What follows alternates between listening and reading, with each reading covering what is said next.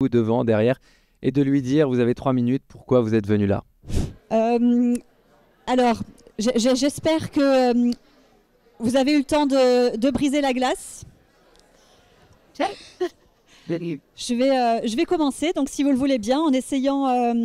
alors, contrairement à ce qu'a dit David, je vais essayer de ne pas déprimer toute la salle dès le début d'après-midi. On va essayer de rester positif parce qu'il y a vraiment de quoi faire et il y a vraiment de beaux exemples qui montrent qu'on peut faire des choses. Donc, mais partons du constat.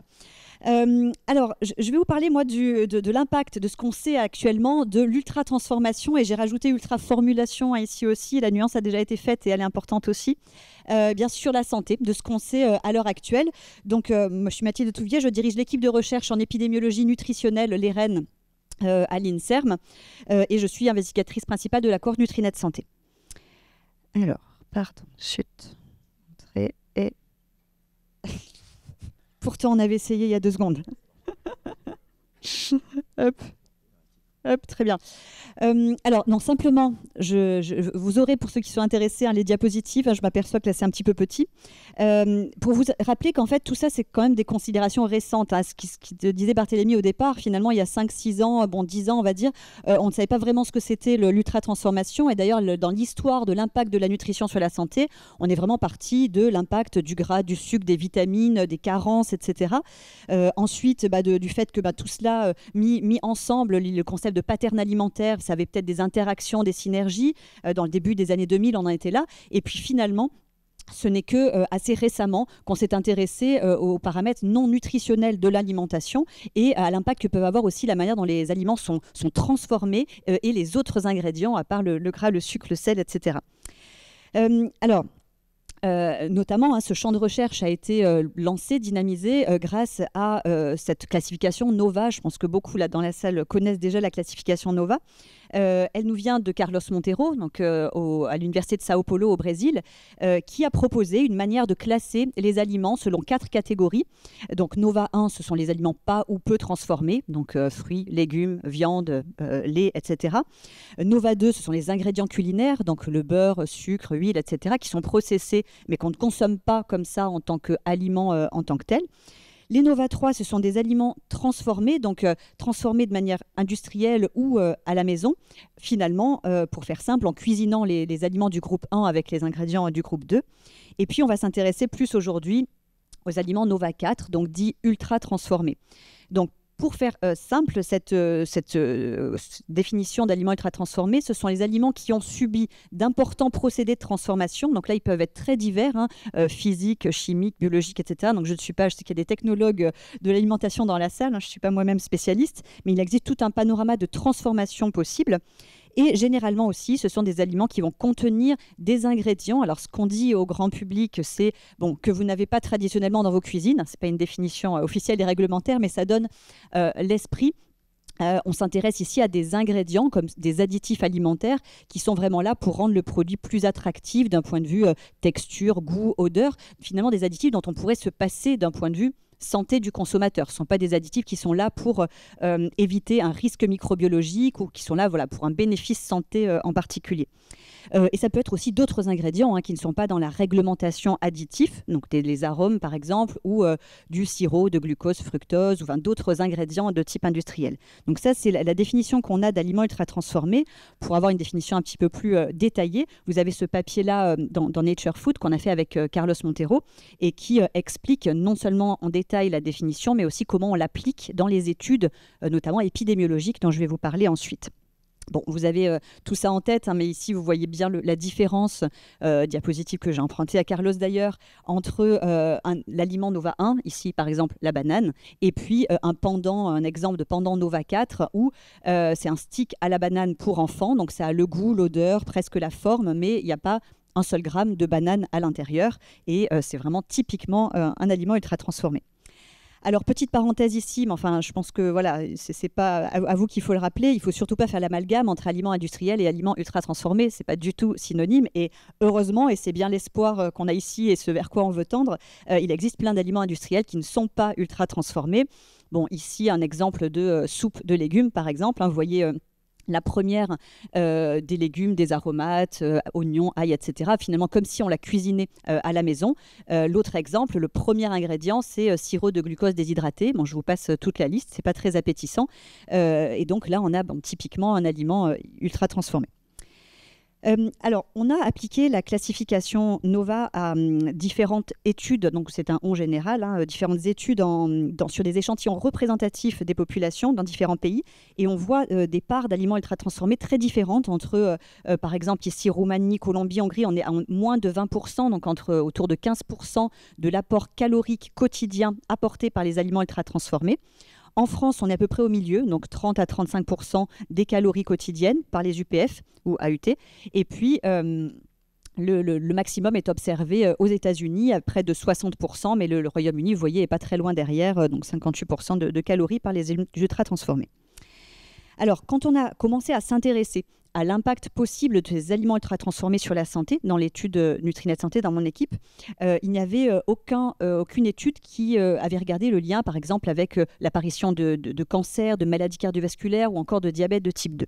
Donc, on a voulu faire ça dans l'étude Nutrinet Santé. C'est une étude qu'on a lancée en 2009. Qui est toujours ouverte, toujours en cours. D'ailleurs, s'il y a des personnes qui veulent rejoindre la cohorte, c'est une web cohorte avec des questionnaires sur Internet pour faire progresser les connaissances sur les relations nutrition-santé, pas que sur l'ultra-transformation. Et on a aujourd'hui plus de 179 000 participants qui remplissent donc des questionnaires sur leur alimentation. Alors, on a des outils, je ne rentrerai pas dans le détail, mais qui ont été validés, qui sont détaillés, notamment des enregistrements alimentaires de 24 heures, pendant lesquels les participants nous renseignent tous les aliments, les boissons, les confiseries, les édulcorants, enfin tout ce qu'ils ont consommé. Et ce, donc 3 jours au départ, puis ensuite on propose cela tous les 6 mois aux participants. On a plein d'autres questionnaires sur l'activité physique, sur la consommation de tabac, sur les expositions professionnelles, sur plein de choses pour essayer d'avoir une idée de l'exposome finalement des participants. Et bien entendu, on les suit dans le temps et on mesure l'apparition des maladies. On a un comité de médecins qui valide les événements majeurs. Et donc, on a un lien que l'on peut faire entre nos expositions nutritionnelles et l'apparition de différentes maladies chroniques. Alors, comme je vous l'ai dit, c'est vraiment une étude, une infrastructure qui nous permet de traiter plein de sujets. On va s'intéresser aujourd'hui aux résultats qu'on a pu obtenir sur l'aspect transformation-formulation. Alors, le premier travail qu'on a publié, c'était sur le risque de cancer. On a montré, donc après avoir classé tous les aliments consommés par les participants selon la catégorie NOVA, on a calculé la part d'aliments ultra transformés dans le régime alimentaire des participants. Et donc là, on a travaillé sur la part en quantité. Parce que la part en calories, le problème, c'est que par exemple, tous les soda light, n'apportant pas de calories ou très peu, n'étaient pas pris en compte dans cette part. Donc là, on est sur la part en quantité. Et ce qu'on a observé, c'est que pour 10 points de plus dans la part d'ultra transformés dans le régime alimentaire, c'était associé ici à une augmentation de 10% du risque de cancer. Donc cancer au global. Alors 12% pour le cancer au global, 11% pour le cancer du sein, plus spécifiquement.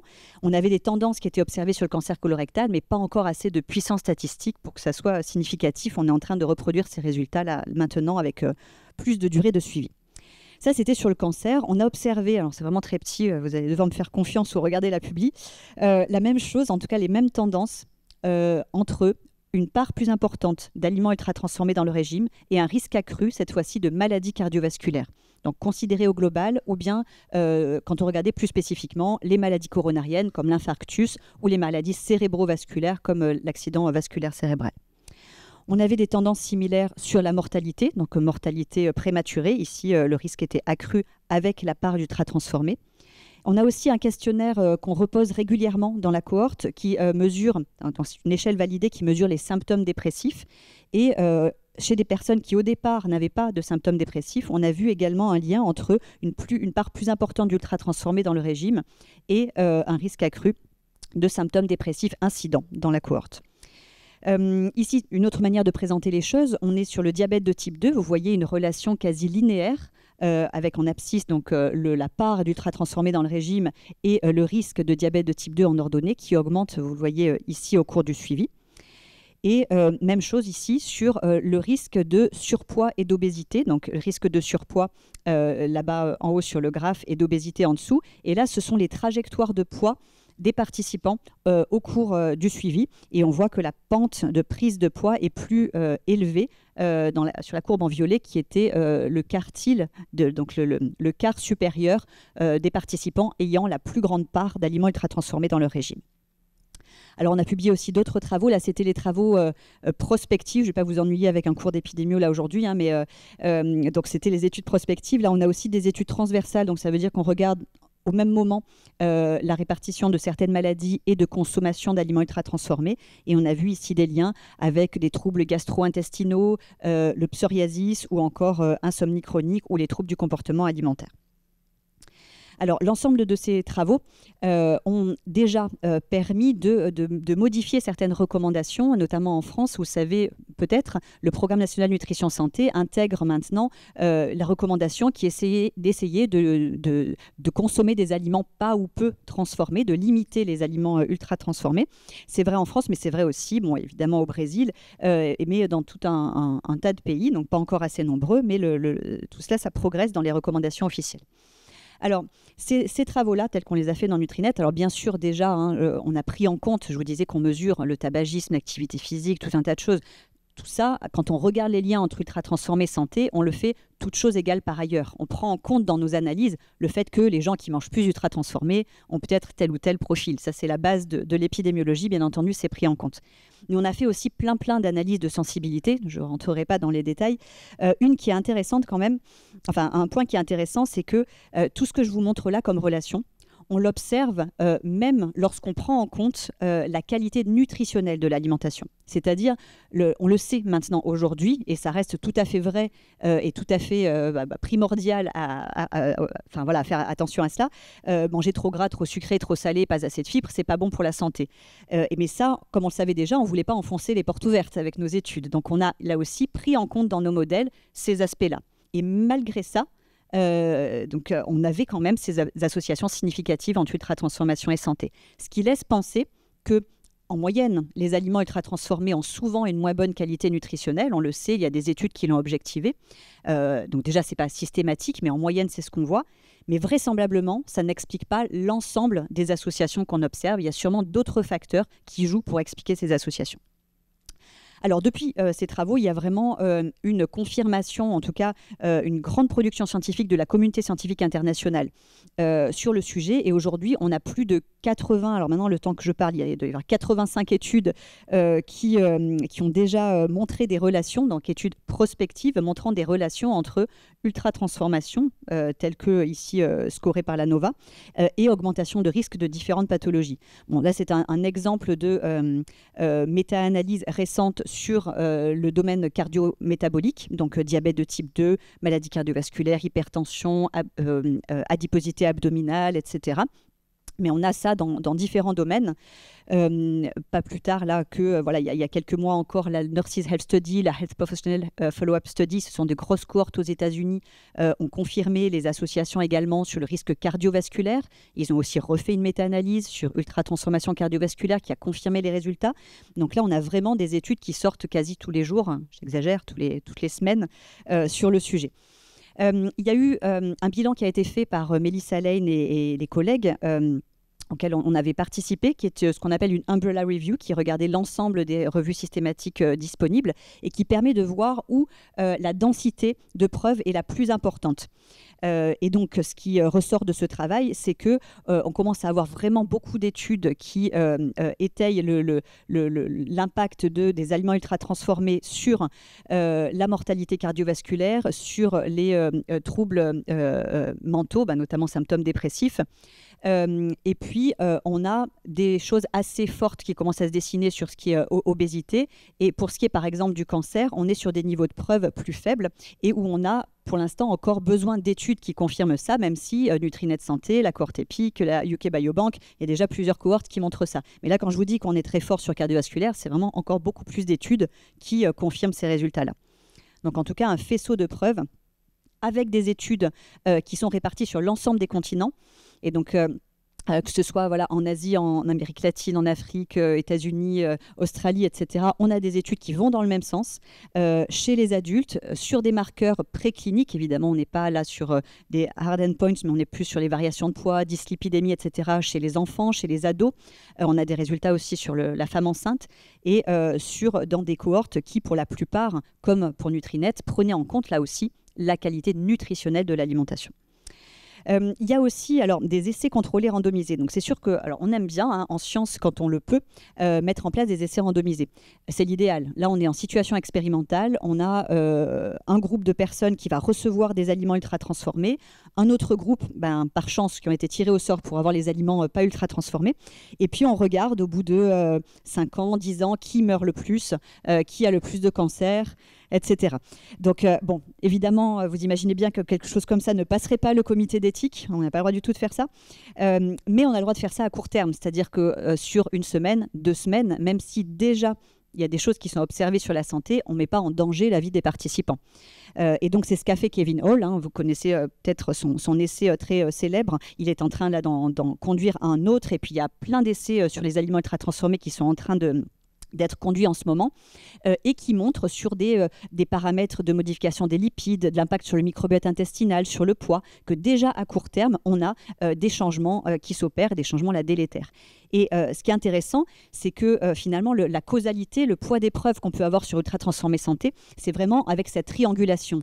Les études d'observation, comme Nutrinet et les autres, qui montrent vraiment de manière massive maintenant ces liens Ultra Transformé Santé, les essais randomisés de court terme, qui ne mettent pas en danger les gens, mais qui apportent des preuves mécanistiques, et puis les travaux qu'il y a aussi chez l'animal, etc., et sur les voies additifs et autres, dont je vais vous parler dans un instant. Donc là, ce sont les pistes à l'heure actuelle, puisque maintenant la recherche est vraiment là-dessus, c'est comment ça marche, par où ça passe et quels mécanismes finalement en termes de causalité peuvent expliquer ces effets des ultra-transformés.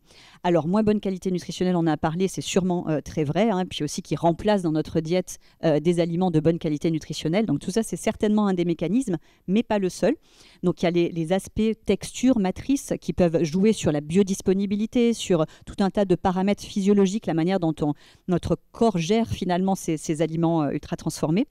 Des contaminants qui peuvent être liés soit aux procédés de transformation eux-mêmes, donc acroléine, furane, acrylamide, etc., qui peuvent être créés et plus dans certains procédés de transformation, ou qui peuvent venir des packaging aussi. Et puis, il y a la piste des additifs alimentaires, dont je vais vous dire un petit mot aujourd'hui.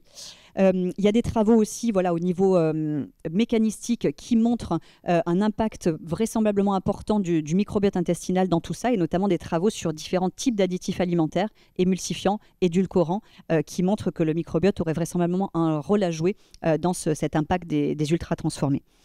Donc, pour aller plus loin et comprendre notamment l'impact des additifs alimentaires, dans Nutrinet Santé, la chance qu'on a, c'est qu'on a collecté tous les noms commerciaux et les marques des produits. Alors, c'est pas pour embêter les industriels qu'on a fait ça, c'est simplement parce que, vous le savez, d'une marque à l'autre, on peut avoir pour un même aliment générique une très très forte variabilité en termes de composition en additifs. Et donc, dans toutes les cohortes précédentes, on n'avait pas cette information. On a souvent des questionnaires de fréquence, on ne sait pas exactement quel est le produit consommé.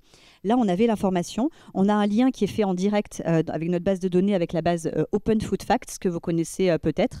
On travaille beaucoup avec eux, donc formidable aide, puisque dans nos questionnaires, par exemple, les participants peuvent scanner le code barre des aliments. Immédiatement, on a toutes les infos d'Open Food Facts qui sont liées aux consommations alimentaires des participants. Donc, ça nous a vraiment permis d'avancer beaucoup dans ces recherches. On a pu donc quantifier les apports en additifs dans la population, voir lesquels étaient les plus consommés, voir aussi quels étaient les mélanges d'additifs auxquels les participants étaient le plus exposés couramment. Et on a pu commencer des travaux étiologiques, donc de lien entre l'exposition à différents types d'additifs et la santé. On a montré des associations pour les nitrites et nitrates. Alors nitrite plus avec le risque de cancer de la prostate, nitrate plus avec le risque de cancer du sein dans cette étude. Donc des tendances pareilles aussi sur colorectal, mais pas encore significatives à l'époque. C'était parmi les premiers travaux qu'on faisait là-dessus. On a aussi montrer des associations, cette fois-ci uniquement avec les additifs de type nitrite et risque de diabète de type 2. On n'avait aucune association significative pour les additifs de type nitrate. Bon, les nitrites, bien sûr, vous le savez, c'est surtout dans les charcuteries qu'on trouve ces produits-là. Ensuite, on a essayé de regarder aussi le lien avec les maladies cardiovasculaires. Donc là, on avait suffisamment de puissance, mais aucune association. Donc bon, vraisemblablement, ça n'a pas l'air d'être un facteur de risque majeur sur le cardiovasculaire, mais on avait quand même un lien entre additifs nitrites et augmentation de risque d'hypertension. On a ensuite travaillé sur les édulcorants parce que à ce moment-là, donc commençait la monographie du Centre international de recherche contre le cancer, donc le CIRC de l'OMS, sur l'aspartame. Donc on voulait tomber comme il fallait pour pouvoir nourrir cette expertise-là. Donc on a commencé par travailler sur édulcorants et cancer. Et on avait là pour la première fois une étude qui nous permettait de savoir quel type d'édulcorant était consommé. Est-ce que c'était de l'aspartame, acésulfame potassium, sucralose, etc. Et donc on a pu mettre en évidence des liens entre donc édulcorant au global, aspartame, acésulfame potassium et cancer au global, cancer lié à l'obésité, ça veut dire pour lesquels l'obésité est un des facteurs de risque. Il y a une douzaine de localisations de cancer pour lesquelles l'obésité est facteur de risque. Et puis cancer du sein aussi dans cette étude. On a également observé des associations entre exposition aux édulcorants et risque de maladies cardiovasculaires, là aussi coronarienne, cérébrovasculaire, selon le type d'édulcorant. Je ne rentre pas dans le détail là. Et puis, pour ce qui était du risque de diabète de type 2, là, pour le coup, on avait vraiment un lien édulcorant totaux, aspartame, acésulfame potassium, sucralose. L'ensemble était associé à une augmentation de risque de diabète de type 2 sur le long terme. Là, on se parle de suivi depuis 2009 jusqu'à quasi aujourd'hui.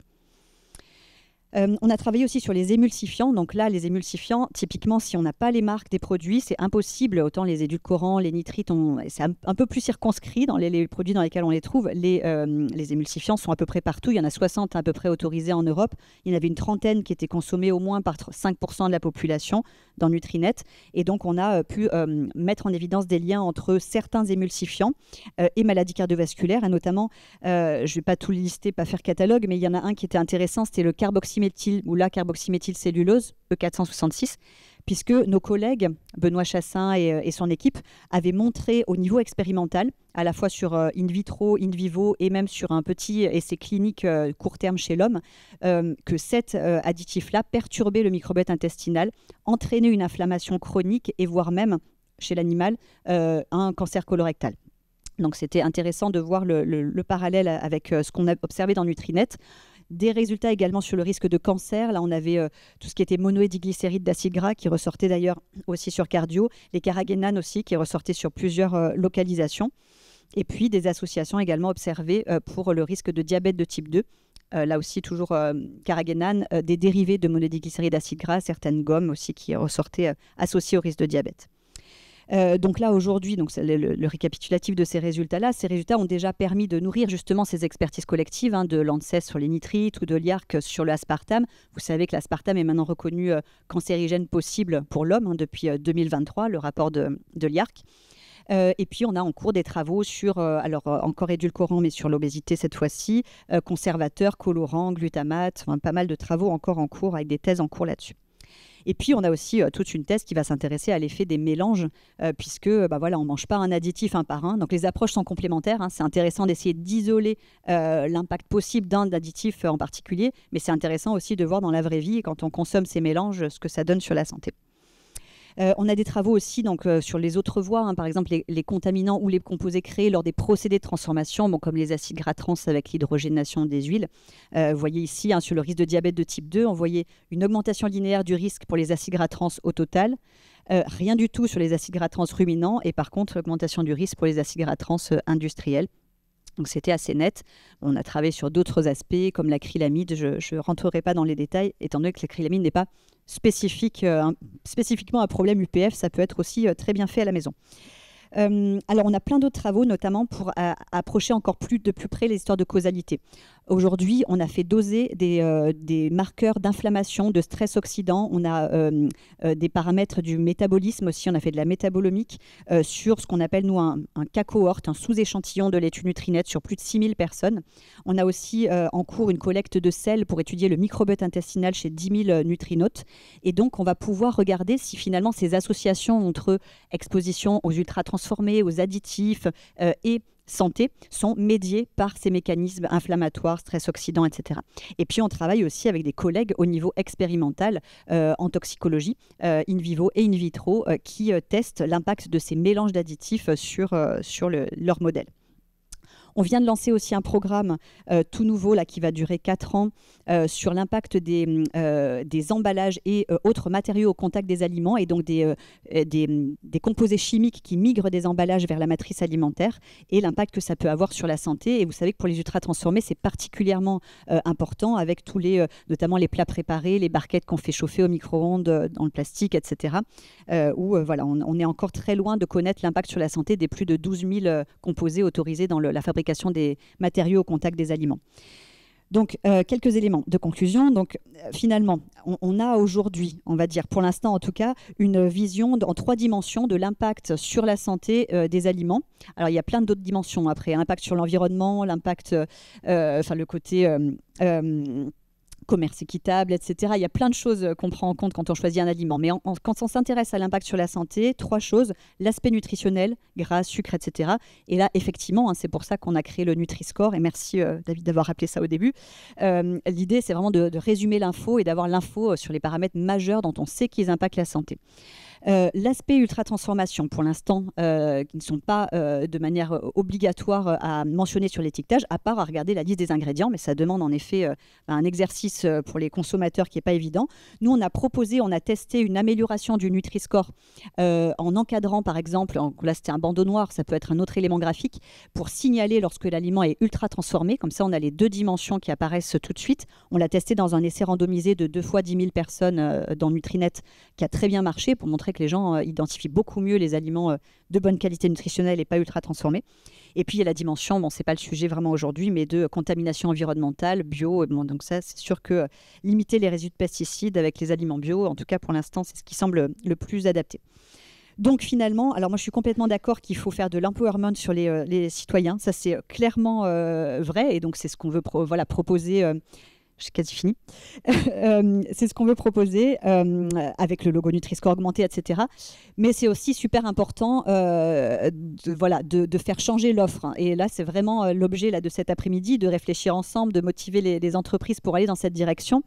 Alors, bon, moi, je prends ma casquette de santé publique. Je suis désolée si certes, ça ne fait pas l'unanimité, mais je pense aussi que ça passe par une régulation de la publicité, du marketing. Il y a des études qui montrent que nos enfants sont massivement exposés à des produits de mauvais Nutri-Score et ultra transformés. Donc ça, voilà, soit il y a un élan massif de l'industrie agroalimentaire dans le bon sens, soit il va falloir passer par des choses un peu plus en récompensant les bonnes initiatives et en pénalisant les autres. Et ça passe aussi par une réévaluation des additifs alimentaires potentiellement problématiques pour baisser les doses, voire les faire interdire. Donc des choses aussi qui vont jouer sur l'offre et sur l'environnement des gens et pas seulement sur leur information. Et donc, moi, je donne ma réponse par rapport à la question qu'a posée David au début.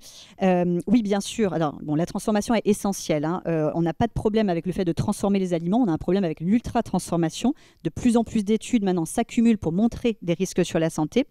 Ok, on ne sait pas encore exactement tout ce qui se passe en termes de quels ingrédients, quels procédés, comment tout marche exactement, quelle bactérie du microbiote intestinal est impactée.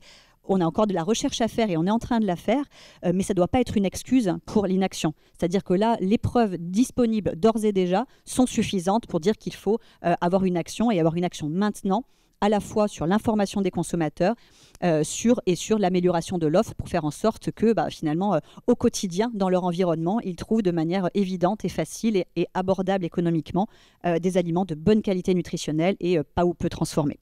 Voilà, je vous remercie pour votre attention.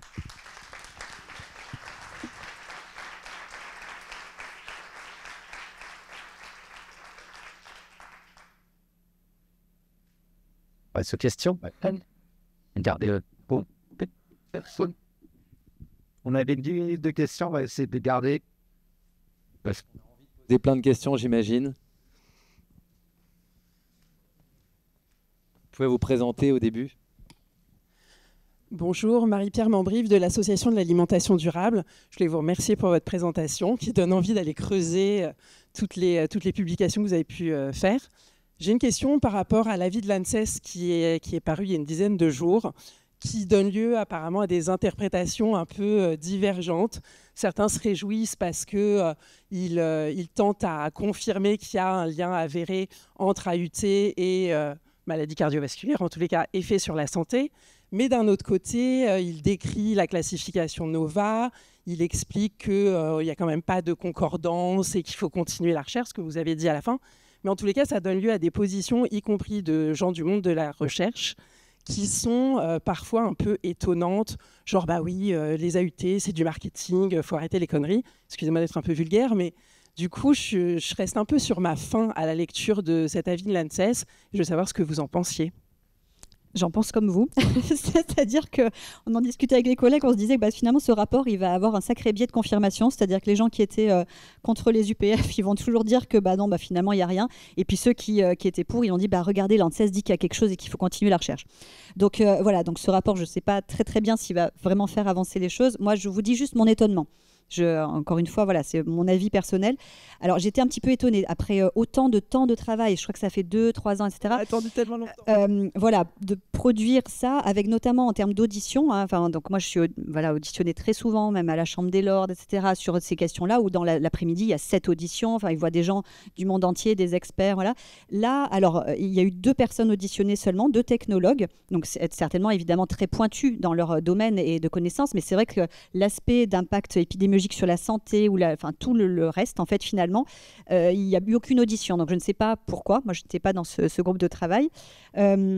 Ensuite, je m'interroge aussi sur les choix qui ont été faits sur la bibliographie, les critères de choix de bibliographie, qui ont finalement conduit à retenir uniquement 12-13 études parmi les plus de 85 dont je vous parle là.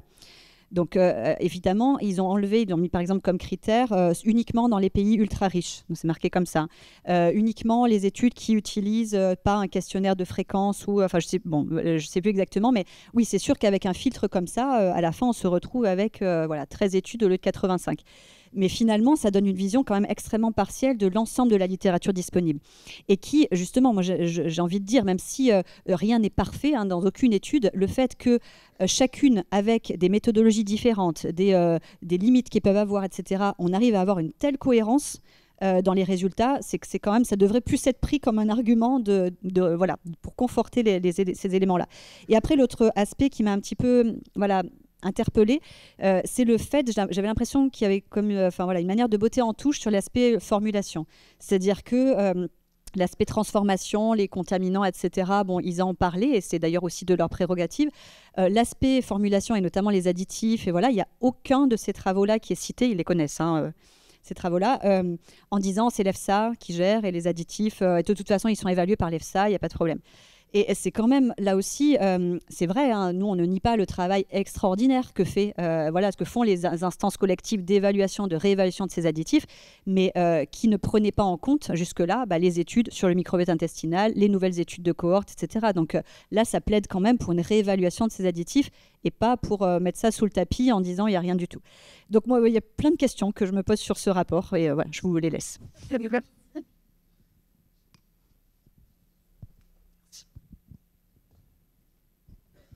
Merci Béatrice de Rénal, nutritionniste PhD. Mathilde, en fait, tu parles d'additifs. Donc là, les additifs, c'est bien. Mais il faut aussi, je pense, évoquer les auxiliaires technologiques. Donc je ne sais pas si vous êtes tous bien au fait de la réglementation. La réglementation, elle vous dit que les additifs, vous êtes obligés de les marquer. En revanche, les auxiliaires technologiques, on ne les marque pas. Et moi, je vois qu'avec la tendance Clean Label qu'il y a sur demande des consommateurs, et à juste raison, beaucoup de marques, et pas des moindres, ont donc escamoté les additifs pour les faire passer en auxiliaires technologiques. Tout ça n'est pas contre la loi, mais c'est, à mon avis, contre l'intérêt du consommateur, sa parfaite information. Et en fait, je voulais m'assurer que tu avais bien pris ce... Alors, le problème, c'est qu'ils ne sont pas visibles, mais on sait les trouver. Enfin, moi, il y a quand même des gens qui peuvent savoir où est-ce qu'ils sont. Ça serait quand même intéressant. Et puis, juste une petite remarque pour vous rassurer. En fait, nous, on fait beaucoup de l'expertise de l'innovation et des produits nouveaux en alimentaire dans le monde entier. Et depuis 5 ans, il y a des centaines de produits végétaux qui sont sans additifs. Heureusement, ils écoutent les consommateurs. Donc, de plus en plus, heureusement, on a enfin des bons produits végétaux, que ce soit des fausses viandes, ce que j'aime pas beaucoup, ou des vrais produits végétaux, ce que je préfère. Oui, alors merci beaucoup Béatrice pour la première remarque. Moi, j'en appelle plutôt, parce qu'on est bien embêtés, nous, en tant qu'épidémiologistes, pour avoir les informations sur l'exposition aux auxiliaires technologiques. Donc, il y a certaines choses, effectivement, qui peuvent se retrouver de manière un peu systématique, et donc on extrapole, et comme on le sait, on prend en compte. Mais franchement, c'est une grosse boîte noire. Ça a déjà été compliqué pour nous de retrouver les doses d'additifs, parce que là, voilà, ça a été nous faire des dosages, retrouver des doses auprès de l'EFSA, etc. C'est compliqué. Mais alors là, les auxiliaires technologiques, c'est la boîte noire totale. Donc nous, on aimerait bien, sans parler de la transparence pour le consommateur, pour la recherche publique qui œuvre pour le bien public, pour comprendre tout ça, d'avoir une transparence sur ce qui est exactement dans les aliments, y compris au niveau des auxiliaires technologiques. Mais là, c'est un petit peu la limite de ce qu'on peut faire, nous, avec nos études. Et voilà, et moi je me réjouis aussi de voir des alternatives, parce que encore une fois, alors voilà, vous l'aurez compris, hein, nous des fois on est targués de voilà, on veut empêcher l'industrie alimentaire d'innover, etc. Alors pas du tout. Moi je suis quelqu'un qui n'a pas du tout beaucoup de temps pour cuisiner, qui veut cuisiner le plus possible favorable à la santé pour mes enfants, et donc je suis ravie quand il y a des innovations vraies et bonnes faites par l'industrie agroalimentaire qui permettent d'avoir des fruits et légumes, produits végétaux faciles à cuisiner, sains, etc. Donc je suis ravie de ces initiatives.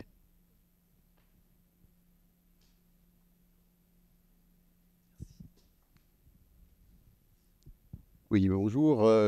Jean-Louis Carpentier, je fais faculté de droit de l'Université Paris-Cité et j'enseigne le droit de l'alimentation. Donc, je n'ai aucune compétence scientifique, donc j'apprends énormément de choses en vous écoutant, c'est passionnant, parce que j'essaye toujours, moi personnellement, de comprendre les rapports scientifiques sur la composition des aliments.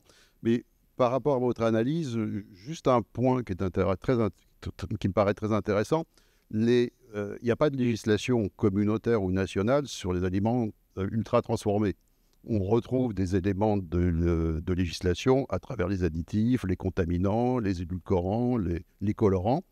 Mais j'ai deux questions à vous poser. S'agissant tout d'abord des auxiliaires technologiques, à ma connaissance, la France a développé une réglementation assez stricte sur les auxiliaires technologiques, sachant qu'il n'y a pas de disposition communautaire sur le sujet et qu'il n'y a pas évidemment de publication, pas d'indication sur les aliments des auxiliaires technologiques. Donc l'Europe, de ce point de vue, est très en retard, me semble-t-il, sur le sujet. S'agissant des autres produits additifs, édulcorants, aliments, c'est la Commission qui fixe des listes, ce qu'on appelle des listes positives, qu'on va retrouver sur le territoire de l'Union européenne, mais pas pour les produits des pays tiers. C'est la Commission qui fixe ces listes après évaluation de l'autorité européenne de sécurité des aliments, semble-t-il. Alors j'essaye de lire les rapports de l'autorité européenne, mais je ne comprends pas grand-chose, c'est très scientifique, mais j'ai l'impression que, peut-être que je me trompe, qu'il y a des évaluations additif par additif, colorant par colorant, mais que l'autorité européenne n'envisage pas la question du mélange de ces colorants, comme vous en parliez à l'instant. Et que donc l'analyse paraît un peu limitée compte tenu de la complexité des processus de transformation de ces aliments. Alors, il y a plein de choses dans votre question-commentaire, mais je rebondis sur un point, effectivement, là où je suis tout à fait d'accord. C'est qu'à l'heure actuelle, pour que donc, les additifs soient évalués, un par un, ou enfin, en tout cas, classe de substance par classe de substance, voilà, par l'EFSA. Et dans ces évaluations, et pour pouvoir ensuite être autorisés, être mis sur le marché, c'est vrai qu'ils sont obligés de prouver qu'ils ne sont pas génotoxiques, cytotoxiques. Donc, il y a des cibles toxicologiques très pointues, et effectivement, ce serait dramatique si c'était le cas. Quoique, avec des tests, on s'aperçoit qu'en fait, nous, on trouve là, dans les études in vitro, nos collègues, de la génotoxicité, cytotoxicité sur certains des additifs sur le marché. Mais bon, en tout cas, il y a seulement ça qu'ils sont obligés de dire. Il n'y a rien qui oblige à montrer l'impact sur le long terme, sur les cancers, cardio, diabète, etc., l'impact sur le microbiote intestinal, etc. Donc, finalement, l'évaluation qui est faite, elle est quand même très partielle d'un point de vue impact sur la santé de ces substances-là. Je voulais aussi, par rapport à vous évoquiez la possibilité d'avoir aussi un peu des choses qui... et donc oui, sur les mélanges, pareil, pour l'instant, il n'y a rien du tout qui étudie vraiment l'effet des mélanges d'additifs. Voilà. Pour avoir un impact un peu plus global et des réglementations qui pourraient s'appliquer au niveau européen sur les ultra-transformés, etc., il y a une initiative là de l'OMS de lancer un groupe de travail sur l'opérationnalisation de la définition d'aliments ultra-transformés. parce que là, vous voyez, par exemple, le Nutri-Score, c'est extrêmement objectif. C'est-à-dire qu'on traduit simplement la quantité pour 100 grammes d'acides gras saturés, de sel, de sucre, etc. Il n'y a aucune ambiguïté. N'importe quel, on le fait des ateliers à la Cité des Sciences avec des enfants qui calculent eux-mêmes leur Nutri-Score. Pour aliments ultra transformés, la classification NOVA, pas de problème quand on a des données très détaillées comme on a dans Nutrinet, il n'y a pas d'ambiguïté pour classer les produits dans une étude très détaillée. Mais il peut y avoir certains, il faut que si on veut l'utiliser en mettant ou pas, enfin le cadre noir par exemple ou pas sur les étiquetages, il faut avoir une définition avec des appendices qui stipulent exactement chaque cas litigieux, enfin il faut qu'il n'y ait aucun litige possible. Et ça, c'est pas encore disponible. Donc ça limite quand même les actions qu'on peut avoir sur l'étiquetage, la régulation de la pub ou autre sur ces aspects-là. Et donc l'OMS se lance dans un GT. Du coup, moi je vais faire partie de ce GT, Carlos Montero aussi, Barry Hopkins, Phil Baker, etc. Donc il y a plein de gens au niveau international qui vont aider là dans ce GT-là pour essayer d'opérationnaliser une définition qui pourrait être utilisée après par les États comme ils le souhaitent, c'est-à-dire pour l'étiquetage, la régulation de la pub ou autre. Donc ça, c'est une chose qui commence là cette année, qui va durer 2 ans normalement. Et dernier point aussi à venir normalement cette année, je ne le mets pas sur les slides parce que ce n'est pas encore un article accepté, mais on a réalisé une revue systématique et méta-analyse de toutes les études ultra transformées santé, avec Carlos aussi, qui devrait sortir. Donc c'est une Lancet Series de cette année qu'on espère devrait sortir cette année.